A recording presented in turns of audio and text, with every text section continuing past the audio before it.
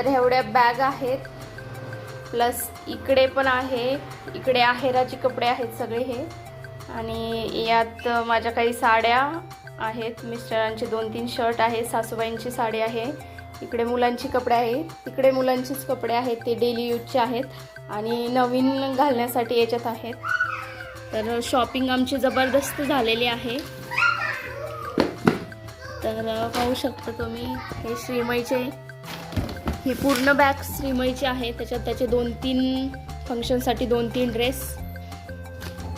ही bag आहे स्विनलची, तिचे पण 3-4 ड्रेस आहेत फंक्शनसाठी. मिस्टरांचं पण आहे याच्यात काहीतरी, आणि हे मिस्टरांचे, हे पण त्यांचेच, आणि इकडे शूज वगैरे, चप्पल्स वगैरे आहेत. इथे मी सेट वगैरे घेतलेले आहेत ताईंच्या मुलीसाठी, विधी आणि काव्यासाठी सेट घेतलेले आहे, स्विनलसाठी. आणि तर एवढी सगळी मला पॅकिंग करायची आहे. किचनमध्ये थोडीशी भांडी आहे, ती भांडी घासायची आहे, आणि मला 4 वाजेपर्यंत घरातून निघायचं आहे. आणि हा मिस्टरांचा ब्लेझर आहे, तो पण घ्यायचा आहे. बॅग आमच्याकडे नव्हत्या, तर ही माझी लग्नाची एक आहे, ती चांगली आहे अजून बॅग. आणि ही आत्ता 8-10 दिवस झाले मिस्टरांना ऑफिसमधून भेटलेली आहे, महिंद्रा. आणि ही एक घेऊन आलोय आता नवीन, त्यासाठी.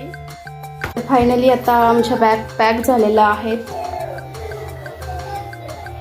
भरपूर बॅग झाल्या असत्या, पण मी सगळे बॉक्स वगैरे काढून नवीन कपडे ह्या मोठ्या बॅगेमध्ये भरल्यामुळे, शूज वगैरे सगळे ह्याच बॅगेमध्ये ठेवल्यामुळे जरा कमी झाली आहे.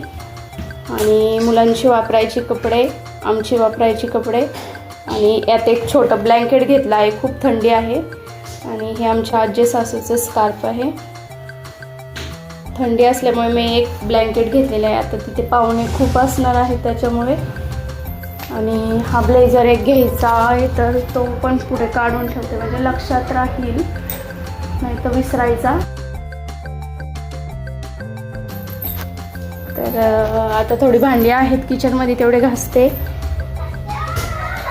आणि निघतो मग.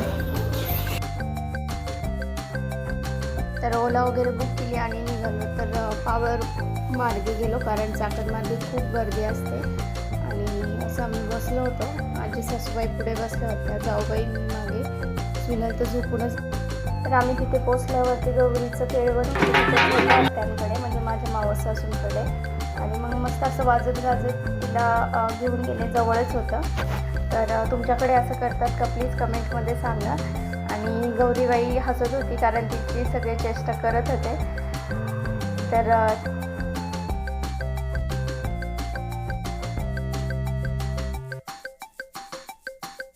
कारण ती खूप फास्ट सीडी चढत होती. मी बोलले, अगं बाई हळूहळू, म्हणजे फोटो वगैरे तरी काढता येते. मग ती हळूहळू आली, थांबली जरा.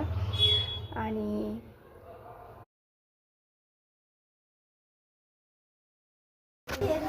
तर छोट्या नंदबाई पूनमताईंनी तिचं ऑप्शन केलं, आणि सगळ्यांनीच तिचं ऑप्शन वगैरे केलं. आणि नंतर आम्ही सगळे जेवायला बसलो. नंतर सगळे जेवण करून आल्याच्या नंतर इकडं मुलांसाठी डान्स गाणी लावली होती, मुलं पण डान्स करत होता.